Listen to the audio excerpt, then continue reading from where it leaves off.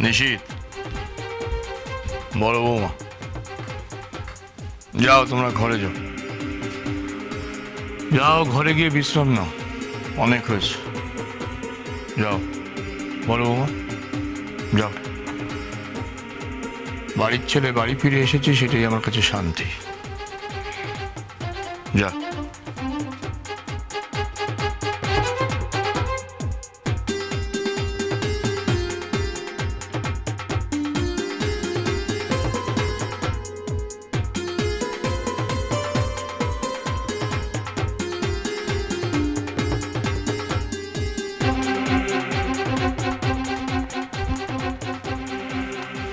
নিশিত দাদা, চল।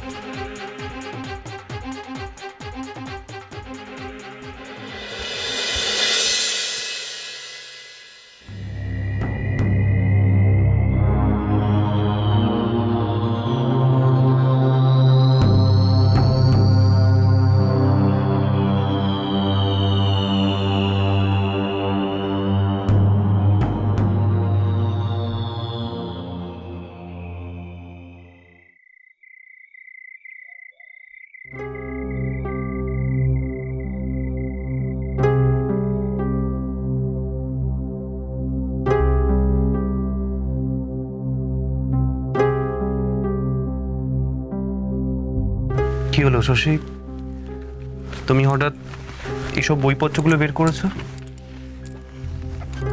এবার তো পড়াশোনা শুরু করতে হবে।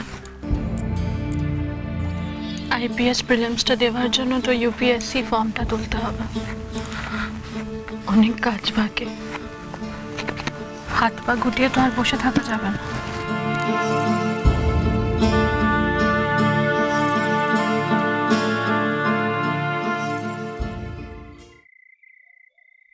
শশী, তুমি কেন তো ভেঙে পড়ছো?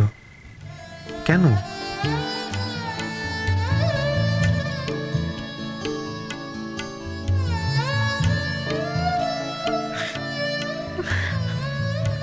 কেঁদো না শশী, কেঁদো না। দেখো, আমরা সব স্বপ্নগুলো একটা একটা করে সফল করব। আমি তোমায় বলেছিলাম না, এই স্বপ্নগুলো আমাদের আত্মার অংশ। সেগুলোকে কি আমরা এইভাবে হারিয়ে যেতে দিতে পারি বলো?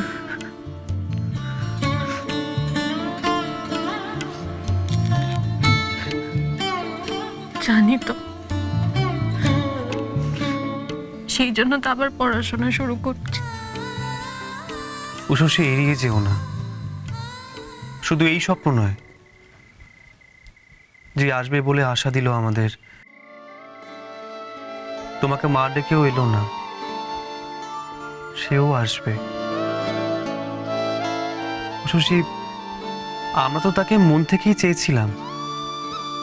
আমি তোমায় বলছি, দেখো, তোমার আর আমার ডাক সে কিছুতেই উপেক্ষা করতে পারবে না।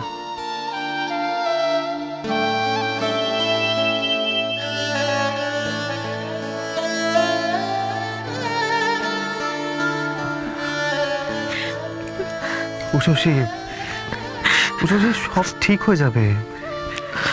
আমার উপর ভরসা রাখো, আমি তো তোমার পাশে আছি নাকি?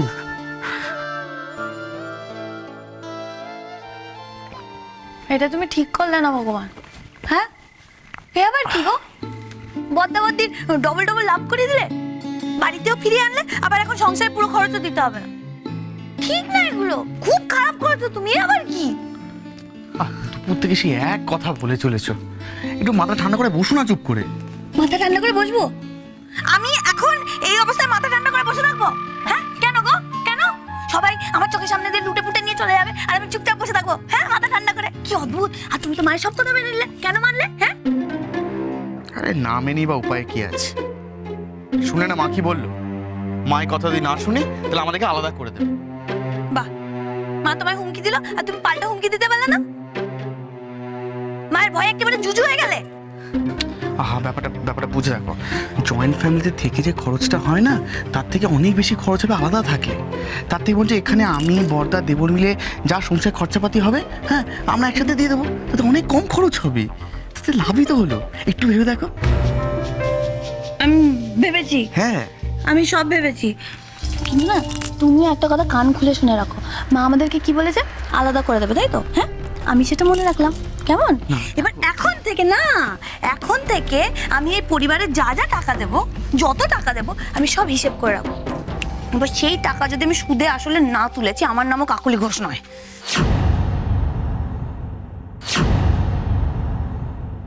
আজ সকালে বাড়িতে যাওয়া হলো, তাতে তো তোমার অফিস যাওয়াই হলো না। আমি কালকে জামা কাপড় বের করে রাখছি।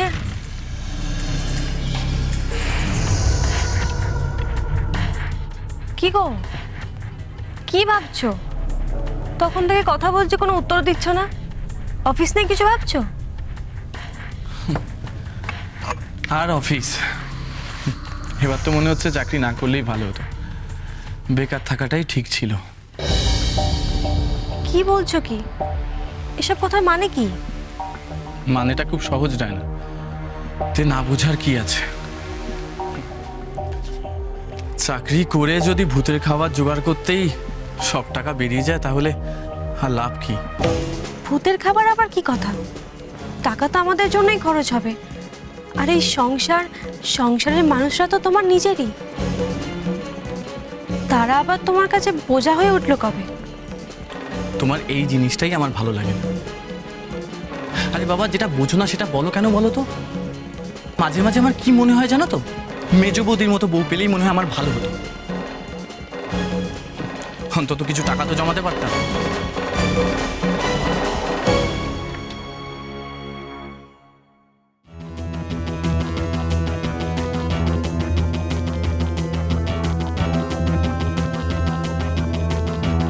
এ কি? এটা তো তোমার পে স্লিপ। এখানে তো দেখছো তুমি 25,000 টাকা মাইনে পাও। তাতে কি? তাহলে মাকে যে বললে তুমি 10,000 টাকা মাইনে পাও, মাকে মিথ্যে না বললে চলছিল না? একেই বলে মেয়ে মানুষের বুদ্ধি। আরে বাবা, কমিয়ে না বলে মা তো আরো টাকা চাইতে পারতো। এবার দেখো না, কম টাকা মাইনে পাই বলে আমার ভাগের টাকাটাও আমি কিভাবে পর্দার উপর দিয়ে চালাই। প্লিজ দেবল, সেই চেষ্টাও তুমি করো না। আমি তোমার এই অসততার সাথে নেই। নেই মানে? তুমি আছো, আলবাত আছো।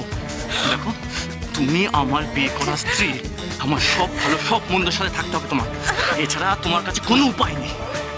এক একটা অমানুষ, সব চরিত্র আমার চোখের সামনে পরিষ্কার হয়ে যাবে।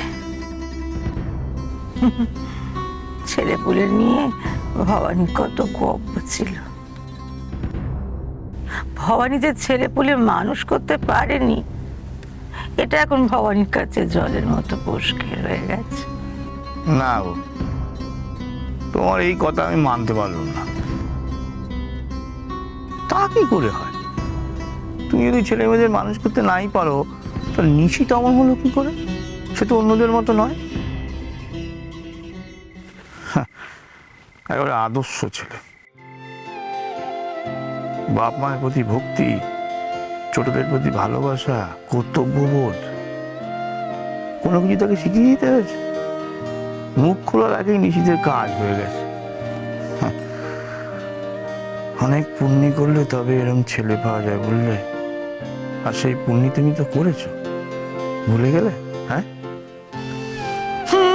তা যা বলেছ, আমার ছেলে পেটে ধরেছিলাম বলি না আজও বাঁচতে ইচ্ছে করে, বলে কবে সব উড়ি পুড়িয়ে দিত। ওই হলো আমার একমাত্র যোগ্য ছেলে। না মা, এটা তোমার ভুল ধারণা। আমি তোমার যোগ্য ছেলে নই মা।